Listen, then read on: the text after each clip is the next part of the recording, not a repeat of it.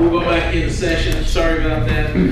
Sorry about the delays. Mr. Frank, No worries. the floor. Good morning, everyone. I was going to say, I can probably just walk on out. Mr. Wilson pretty much did my presentation. I'm glad he touched on those things so he went into detail on some stuff that I was going to touch on. As usual, it'll be short and sweet for me. I'll start off with the rec side of things. Duffield Community Park, which I don't talk about a whole lot, it kind of gets, we need to show it a little bit more love. We're doing that right now. We're assisting the Duffield Little League. They're having some drainage issues with their softball field, so we're helping them out with some resources and things with their field repairs there at Duffield Community Park. Mr. Wilson talked about Keith Park, and I just want to add to that. I really want to thank Anthony Williams and Randall Davison. They have done a ton of some little things, some big things. I mean, there was probably 6, 7 work orders in a short amount of time that they really handled well and handled quickly too. I know they've got a lot on their plate. I really want to thank Anthony and Randall. They do a great job. Our Otis Roden State Farm Youth Volleyball begins this Saturday. I want to thank Otis Roden. He has sponsored that volleyball program, I know, for over 25 years, since its inception. So thank him for that sponsorship. We got another great turnout. Over 120 kids signed up. That's about what we get. Our volleyball league is a great league, and honestly, it's a great league because of our volunteer coaches. We have some great people, great parents, great coaches that do that for us. That's why it's such a success. And also, I do want to thank Mr. Ferguson left, but I want to thank Scott County Schools. They are a great partner for me. We use their gyms, their facilities for all our practices and games. We also use Weber City First Baptist Church gym. I don't have my own facilities, so that partnership is crucial for us. And lastly, I do want to thank Haley Reed. Haley Duncan, she was Haley Reed Duncan. She's pretty much been my primary volleyball referee, helper, assistant for the last 10, 12 years. I couldn't do it without her. I'm a one-man rec department most of the time, but she's a great help. She's reliable, she's great, couldn't do it without Haley. Thank you to Haley. So now I'll hop down to the golf course side of things. We just recently completed our greens aerification and greens maintenance. Basically, that's once a year, not always, but once a year we have a machine that puts 4, 5, 6 inch holes in the greens, and we fill them up with sand. It's a necessary evil. I say necessary evil because if you're a golfer, you hate to hear aerifying because that means the course is shut down for a couple of days, and that means the greens are a little hairy, a little bumpy, a little sandy. But we're very fortunate. Those greens were built extremely well. They are already completely healed up. Unless you knew what you were looking for, if you step on that green right now, you would be able to tell we aerified. That's just been in the last 3 weeks. I have golfed some other courses, and sometimes I'll go, man, they aerified recently. I'm like, no, that was 2 months ago. I'm like, oh, okay, well, ours heal up very fast, so we're very fortunate. Another little thing about the golf course, we finally sell Callaway stuff now. That was kind of the last major golf brand we didn't have. There used to be some crazy rules and stipulations with Callaway. They dropped those, so a lot of golfers happy we got Callaway. So now we have pretty much every major brand you can get equipment and gear from them, so that was good. Membership still increasing, play still like crazy high. Room rentals, I know like October, if I'm not mistaken, every Saturday and Sunday is rented. A couple of Fridays are rented, and that's not to mention our weekly stuff. Rotary, Chamber of Commerce is next week. There's a yoga class using it twice a week. So that room's being utilized a lot. So all that's going good. The revenue, I've been coming here for a couple of years, and it's been big leaps, big percentages, big jumps. I knew there was going to come a time we finally, I feel like, topped out, not necessarily lost anything. I did the figuring, and right now we are at a 1% increase over last year. So obviously you wish you could just keep growing, but I want to touch on that a little bit. We could always have a little bit more play during the weeks, but really, I think we're about as busy as we can be. I say that because on weekends now, it's a pretty weekend. By 10:30, 11, we're out of cards. And when I say out of cards, more cards would help. I mean, we got 26, that's the most you can have on a non-home course, and about 10:30, 11, they're booked, people are waiting. So I will say this, you know, we had the hurricane, the storms last year. That October, we were shut down for about 2 to 3 weeks, completely closed. So that October should bump us back up some. But I do want to say, you know, I'm probably not going to be coming to you anymore with the 50 and 60 and 70% increases, just because I feel like we've almost crested, if that makes sense. You know, like I said, we can always get a little bit more weekday play, but we're about as busy as we can be. We always talk about that now. I'm mowing during the week. You know, used to you can mow fairways during the week, and you know, Monday or Tuesday or Wednesday you would see a couple of people. Now you're waiting for multiple people to get through. So we're very busy, and I think we'll stay that way with memberships and everything. Lastly, I know I always do this, but I really want to thank Scott Gerald. A lot of our success is due to him. He's a great partner, a great resource. The stuff he's helped us with up there, you know, people said the course looks as good as it ever has. Scott's a big part of that, a huge part of that. So I'm never not gonna recognize Scott for that. Keeping with the thing with Scott Service, again, they do so much to help us out up there. I know they help Bill, I know they help all the different entities in the county, but they really help us out a lot. Scott Services, I don't know what we did before them, really. It's one of those things where I look back and I'm like, how in the world did we do this before Scott Service? And then lastly, someone I've not mentioned before, Charlie Stone Jr., I don't know if y'all are familiar with him. Anytime we have big projects at the golf course, like greens aerification or some of the landscaping things we'll do, Charlie almost always volunteers his time and equipment to us. That would be a huge expense if we had to do that ourselves. So really want to thank Charlie Stone Jr. for years. He's done that for us, where he comes up and he volunteers a couple days work and big equipment that costs a lot of money. So takes a village. I'm lucky we've got a good village. So that's all I've got for today. You have any questions, I'll do my best to try to answer them. So Is the golf course showing a profit? No, it does not show a profit. And I don't want to steal someone else's words, but I'm trying to put it in my words. You know, that golf course, it's not just a golf course. There's a walking trail that the cross-country team uses. There's tennis courts, there's picnic shelters. Yes, I'd love to have a huge profit, but I look at it as a asset to the county, to the citizens. It's a great space for people. You know, people eat their lunch there every day. Use that room. Obviously, we offer things at a discount to the citizens. You know, things are cheaper there than they are other places. No, it doesn't turn a profit. I'll just be completely honest with you. And I don't see that it could. And I don't know that it was necessarily designed to. That makes sense. It's it's like a park or like a green space for the community. You know, so.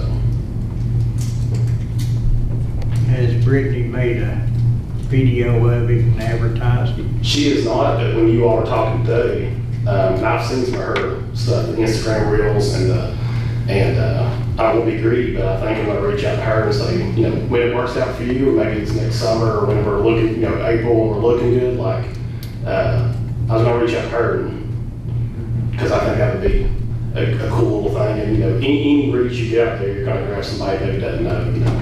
So, I know one thing, you know, like the Instagram reel she does, Chance Taylor, I'll brag on Chance. Chance makes TikToks. He has a very, very big TikTok page. He's a boy from Nicholsville that is trying to make it in the Pro Tour golf, and you'd be shocked at how many people come up there, hey man, is this where Chance plays? And we want to come up here because we saw this on Chance's TikTok, you know. And I always tell Chance, like, Chance, you're our best ambassador there is. So that stuff, that internet, that social media, it gets out there. I'm shocked at how many people come up and say, do you know Chance Taylor? That's why we come up here. I'm like, absolutely, man. So, yes, I plan on reaching out to Brittany, because during your all's conversation, I thought, if I don't want to, I may not try to thunder too much, but that'd be a good idea. So, thank you. Yeah. And I think it'd be good too with the leaves turning, with your Oh, well, he was just saying we get a lot of people, oh, are you here to golf? No, I'm here to take pictures and to sites, to visit and look, or we drove from such a 30 minutes away, an hour away, they said this is the best view of the valley, the gap. So that happens quite a bit. So yeah. Yeah, you're right. Fall's my favorite time up there. The mountains and the leaves is my favorite. Golfers don't like the leaves as much as I do. That's the battle. Right when the mowing slows down, you think you've got a breath of fresh air, and then next thing you know, you blow leaves and you go inside and eat lunch, and it looks like you haven't even touched it. You got to go back out. So that's the bad thing about those pretty trees. They drop a lot of leaves. So I know. Yeah. Yeah, I appreciate, I talked about Anthony Randall, I talked about Scott, so I appreciate you. Like I said, it takes everybody, and we've got a great system around us. So thank you all for all the work y'all done to support us. I appreciate it. Thank you. Thank you all very much. Thank you, Derek. Thank you.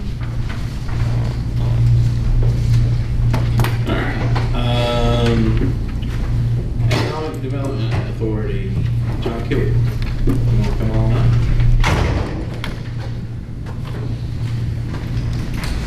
Good morning, members of the board. Thanks for the opportunity to present. And I couldn't do this without the board. I appreciate the board's support and introduce, of course, Roger Fraser, our chairman, in the back, but also the support staff. Penny and, of course, Sally could not do the job without those people.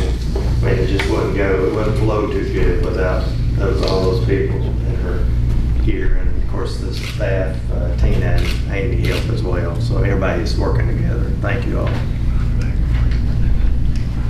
So Riverside Development, cover a little bit on that. So still working with Solandi on that, and that was a partnership. They announced this project, and we continue to work with prospective business for the site. BC approved a lien release on that part of the property, and the housing application for Riverside, we initially submitted that with the developer, and that was not approved. However, they have, if you see the last bullet point, VDH, Virginia Department of Housing, has released the opening date for the next round. They're starting to work on that application, and they've benchmarked with some others around the state to get a better application in. And not to say that it wasn't a good application the first time, but you can always make it better. You can always improve on that, and that's what they were trying to do. So they benchmarked, and they're improving on that and make it better. So they'll put in another application. The interesting thing about housing is recently the Virginia Coastal Economic Development Authority put some money into housing, and they approved a $100,000 grant for this site for infrastructure development, and that should go a long way to helping, with the infrastructure, road, whether it be water, sewer, or broadband to those the housing project. So and also another thing, the developer has initiated work on the daycare facility, and that's moving right along, and hopefully, if we can get anything started, that's it'll just happen, and you'll see things come out of the ground, and it'll help us all once we get the daycare started. Here's of course what they presented initially, and of course they're working with the engineer. This will change somewhat because the workforce housing has changed, because after their meeting with the planning commission, they changed the location of those. So they're working on the final of that. They've got an engineer out of Lebanon they're working with on this, and they'll work with another architect, maybe not this architect, but this is the architect that Solandi uses, DK Levy. Oh, sorry. Also, we applied last year for Virginia Tobacco Commission grant for the Virginia Business Ready Site Program. So the site in Duffield, the technology park, is a level 2 according to VDP, and you can go up to level 5. The only reason it's a level 2 is because some of those studies were outdated, like your environmental, your archaeological, and historic stuff like that needs to be updated. So we've got a estimate from our engineer, and we now have applied, submitted application to VDP, Business Ready Site Accelerated Site Characterization Grant. So we can do that, which was different from just going into the pool with the other Business Ready Site programs. This is a site characterization. So we can, we've already submitted that. We didn't have to wait on a for them to open up applications in November, they can be submitted anytime, so we've submitted that application. We also, the Pioneer Center roof, that was needing replacement, as some of y'all are aware of that. That's a building that's owned by the EDA, it's managed by Mount Empire Community College until yesterday, and we're trying to work out that with the Murphy board to see how to move forward on that. So we've got that, we've got the grant for the Tobacco Commission. We also received the AMLR grant, which is through the Virginia Department of Energy, for the match for that roof. So we'll continue to work through the AMLR process and Tobacco Commission process to get a roof on the facility. And we'll see how we want to move forward with the management of the facility as well with Murphy. We do continue to work with small businesses through the RBAG loans, through the ribbon cuttings, and we've had 15 ribbon cuttings this year, and we continue to work through that with the Chamber of Commerce. We share offices. We've done that since I've been here. They did that a little before I got here, and it's worked great. So we continue to work closely with the Chamber of Commerce. And we continue we have the RBAG loan program. It's actually Rural Business Development Grant. It started as the RBAG Rural Business Enterprise Grant Program, and it changed names. So that was through Rural Development, and we've had 40 loans approved to date, and that equates to 86 employees, and $744,000 we put out as far as loans. Now this is not counting, go to the next slide, I mean, the seed capital. If you think about the seed capital, that's what VCTA does. So VCTA has approved 25 businesses for the seed capital grant. That equals to $245,000. So we're currently working with one business on a new seed capital. They'll go in 2 weeks to the VCTA board, and then they'll see if that's approved, and it'll be at their November meeting if they approve another seed capital grant. We're also, as it came up in a meeting before on Virginia Enterprise Zone, we've had a meeting with Wisco and staff, and what we're doing now, we're working with DHCD, Department of Housing and Community Development, easy for me to say. So we're working with them, and we had a call today with a couple of the towns. We have another call tomorrow with a couple more towns. So if you realize the Enterprise Zone, it initially was just Duffield. So when we expanded years ago, it included towns of Gate City, Nicholsville, Dungannon, and Weber City. So we're having calls with those to see if they can get their input on the Enterprise Zone to see what suggestions they might have for that Enterprise Zone to change the incentives. To change the incentives, of course, it would have to come back to the board eventually, but we're not ready for that. We can do that in the first quarter of next year, but we'll work with these towns, and if we need to make any changes, we would bring that back, and then it has to be approved by DHCD. So that will be the final step, but it has to come back here. So we'll work in that. Once we meet with the towns, we'll get staff back together, and we'll talk about it with Wisco and then move forward on that. There's a seed capital. I got ahead of myself, but anyway, we have 2 Scott County businesses received in 2025 already, and then we're working with that one business. And then we're currently working with 9 prospects. Some of those come through RFPs or requests for proposals. We work with, again, we work with TVA, we work with Virginia Economic Development Partnership, we work with VCTA, and we could get the lead ourselves. So a number of entities, and we get leads that way, then we respond to those leads, and that's how we count as prospects. If we don't, if we get any prospect lead, we respond to them some way. We may not have the building. Someone may request a 100,000 square foot building. We don't have that anywhere in the county that we own. We could point them to a private building, but we don't have any public buildings that we own like that. Or if you, they say they wanted a 100-acre site. We don't have a 100-acre site in Scott County that we own. So anyway, any questions on that at all? I would end with this. We've had, of course, if you look at over the years, $25 million in grants in the last 20 years. And we've had the 15 ribbon cuttings, as I mentioned before. 7 of the top 20 largest employers in the Wisco region are in Scott County. We support small business, as I mentioned, and total private investment in Duffield alone is $114 million.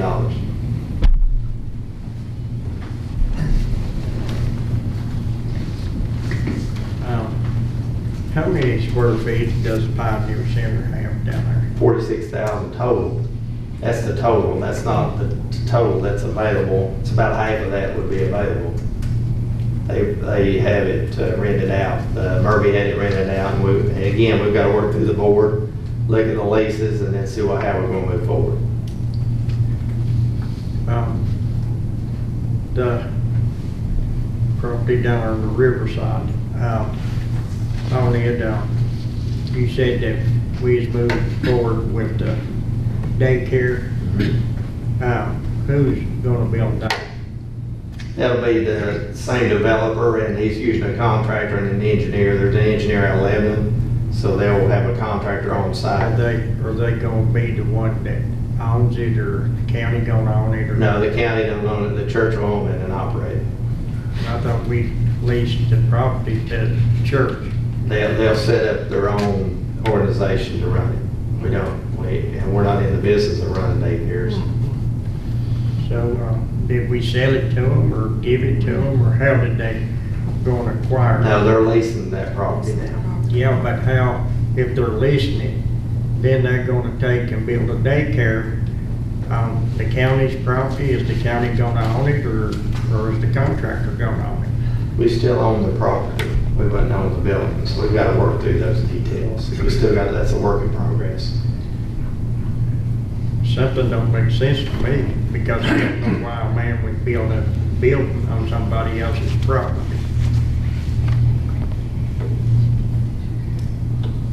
Can you explain that? We'll have to work through them, and we'll come back at a later time with an answer on how they want to proceed with that. Can I answer that? Yeah. Pizza Plus in Nicholsville is, the owner is Daniel and Cheryl Morrison, and the property is owned by Quarters. Ground lease, that's what it's called, a ground lease. But they're leasing it, and it's a thing after a certain length of time, it'll go back to Quarters. I wonder if that's gonna be the way the county is, or how that piece of property is gonna end up, or. I think a lot of business parks work that way. If I remember some details from a deal that I was close to, they leased the land and they built the building and Right. there's an agreement that's worked out for. And then we would have to work through DC on that, because remember, they got the lien on the land, That's right. lien on the buildings. We can't do anything without having. Right. Three lawyers. Without going through a couple of attorneys, right, to work through that process, yes. Encina, the one that's leasing the property there, the church, ain't they brothers or something? Ain't they some kin? No, not BC. No.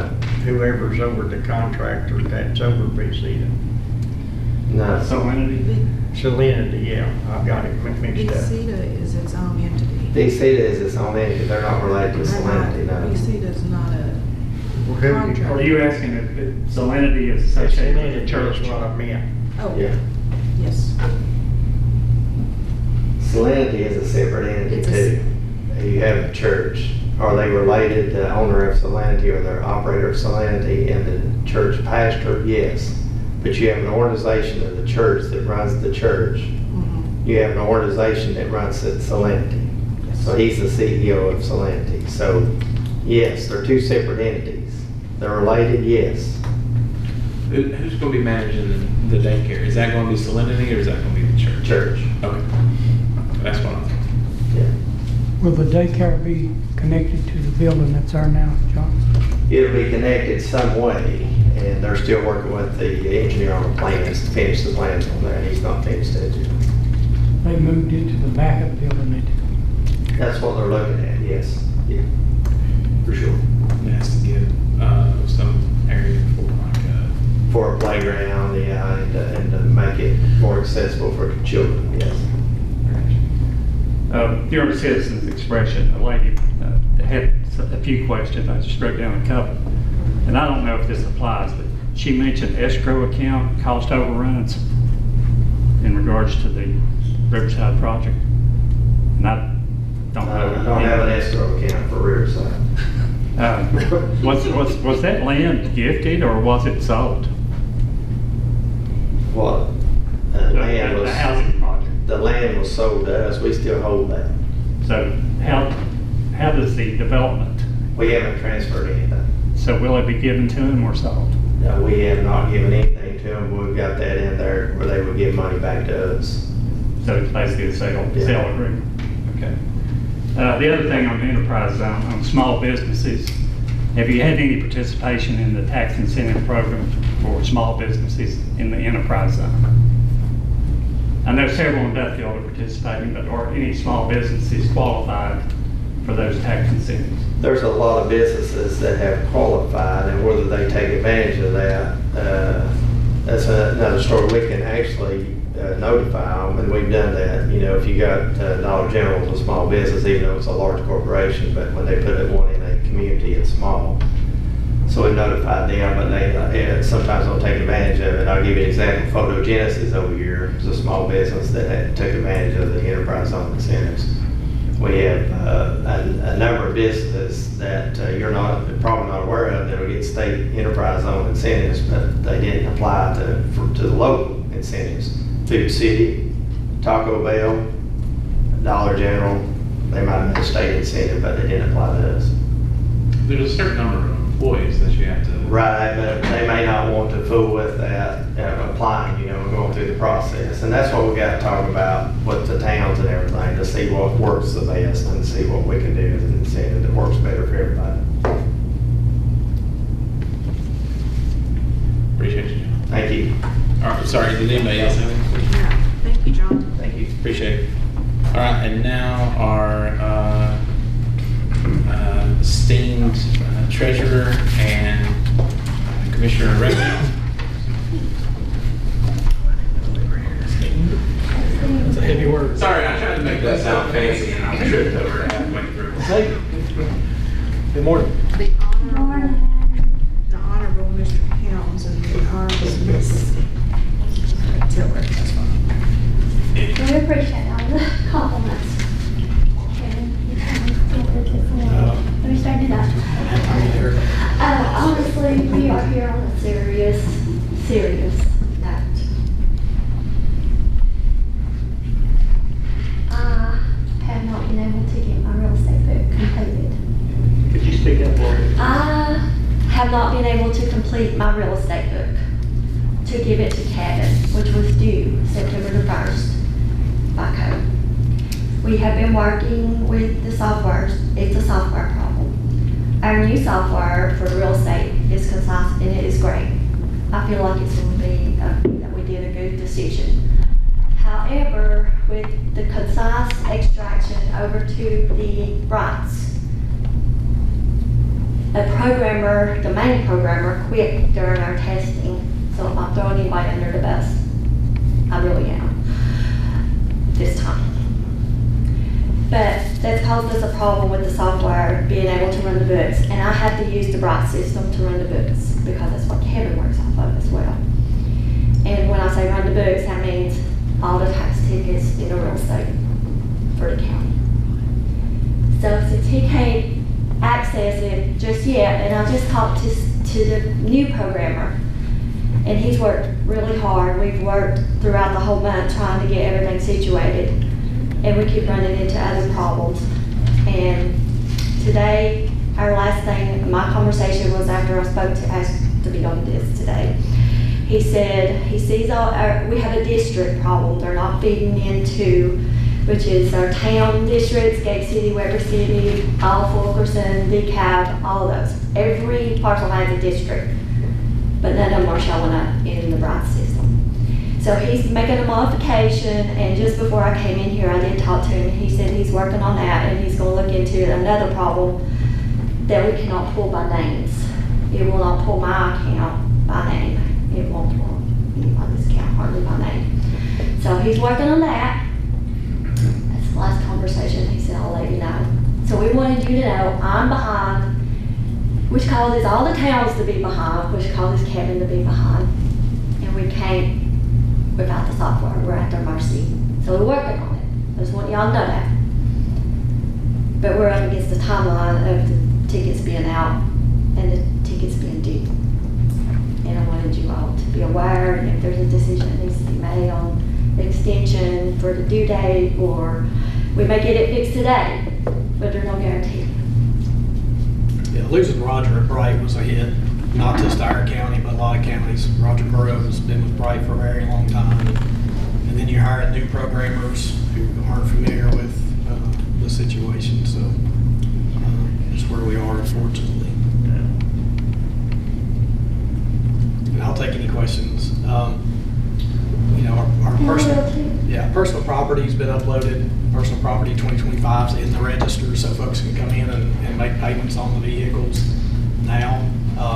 Even without a bill, it's in the register. The printing company being,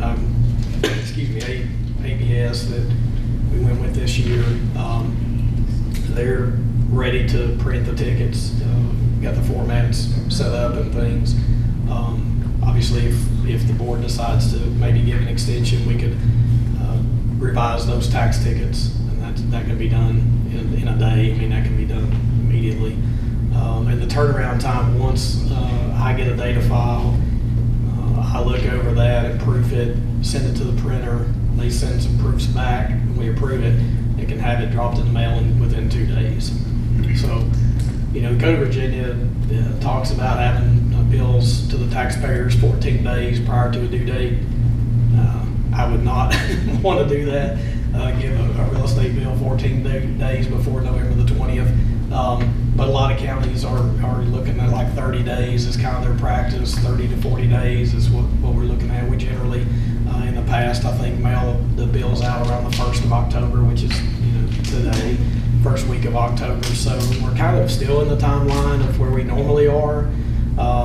If they can resolve this data issue with Bright and get us the file, get Tammy the file, and then over to me, you know, it could be, if it's resolved today, it could potentially be in the mail by this weekend. So we're just kind of, we don't have an answer yet. So we want to come and let the board know that that's the situation currently. And if there's any thought about extending a deadline, I know this is our board meeting, and so we're on a time crunch and trying to get things accomplished. But if the board is interested or inclined to extend the due date, I'm just throwing that out there if that's something the board wants to do. We're still in the time frame that we have been historically, if the tax bills are out this week. But we just don't have an answer right now because the programmers are trying to get these two systems to talk and get everything like it's supposed to, to mesh. So do you think it'd be a good idea to make an extension today, and what dates would we want to extend to? I'm hopeful that we can get it done today, but I was hopeful that we could get it done a month ago as well. So, you know, I'm at that point. I don't think it would be a bad idea. My opinion would be to offer an extension for the taxpayers. I mean, I think it's for the taxpayers. Yeah, for the taxpayers. I know in the past, and I don't recall, some of these folks may recall why we did an extension years ago. They went to December 20th, but I don't remember the details of that. Was that a software? We did, we did an extension when we had a second BOE and we couldn't get all our information in. Yeah, I remember years ago there was an extension to December 20. 22, I think. Yeah, I know that happened for sure. Did you say you could run the personal property It's without a problem? It's in the registers now. But you would recommend waiting until the real estate goes out and doing together, or what? For postage, yes, because they generally mesh those bills together, same address, the same owner. You know, we're talking two printings, which would be pretty substantial increase in cost. What would you want to do? Give maybe a 30 days extension?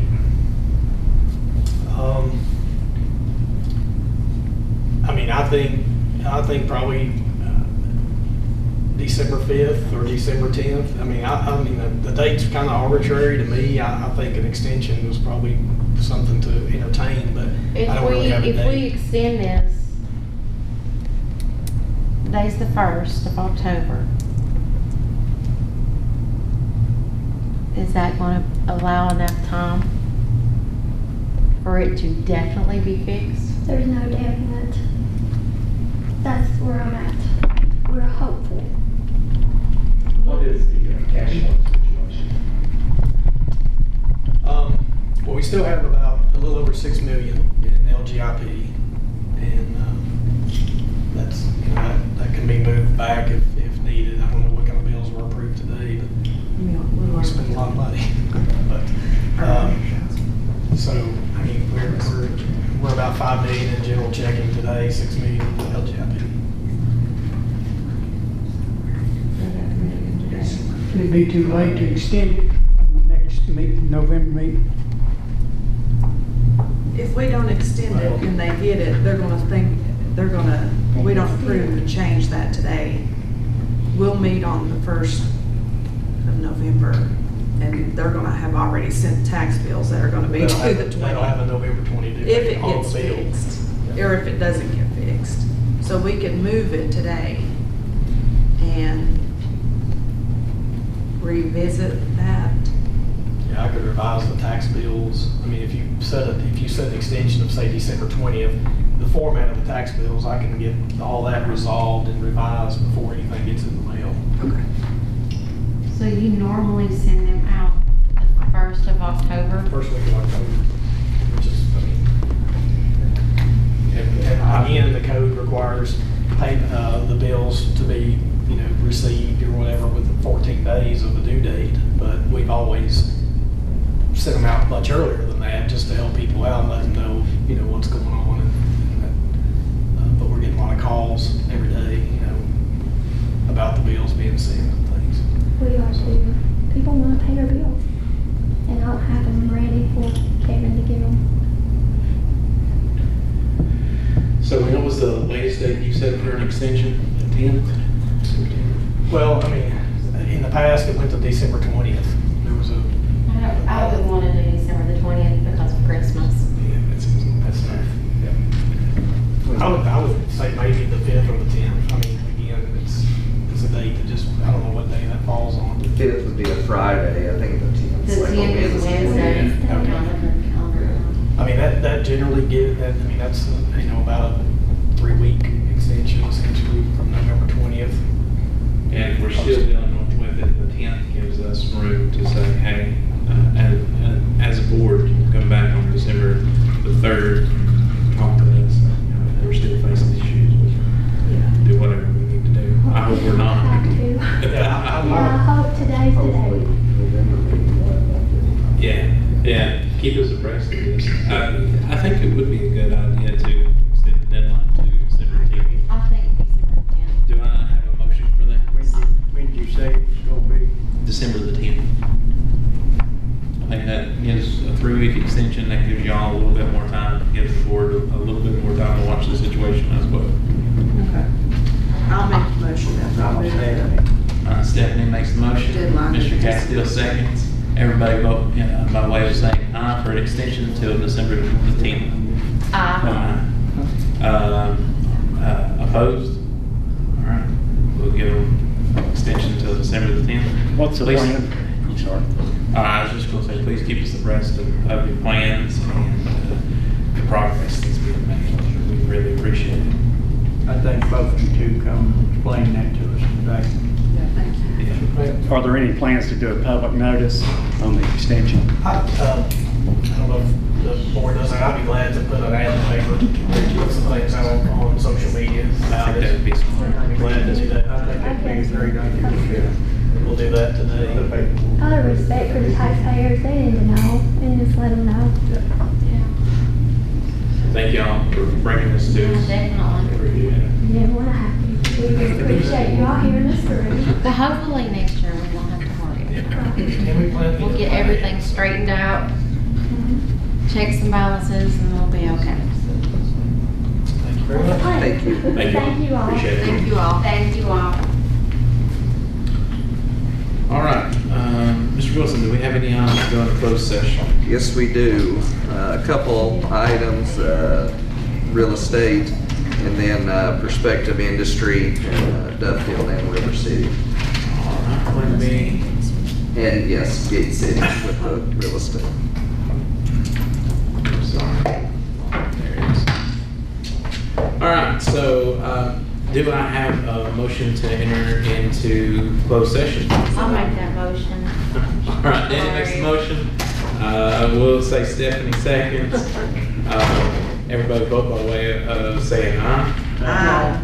On a motion by Danny Castillo, duly seconded by Stephanie Haddington, the board hereby enters into closed session pursuant to Virginia Code Section 2.2-3711 for real estate in the Duffield, Gate City, and Real estate in Gate City. real estate in Gate City. Sorry. Prospective industry in Duffield and Weber City. Prospective industry in Duffield and Weber City.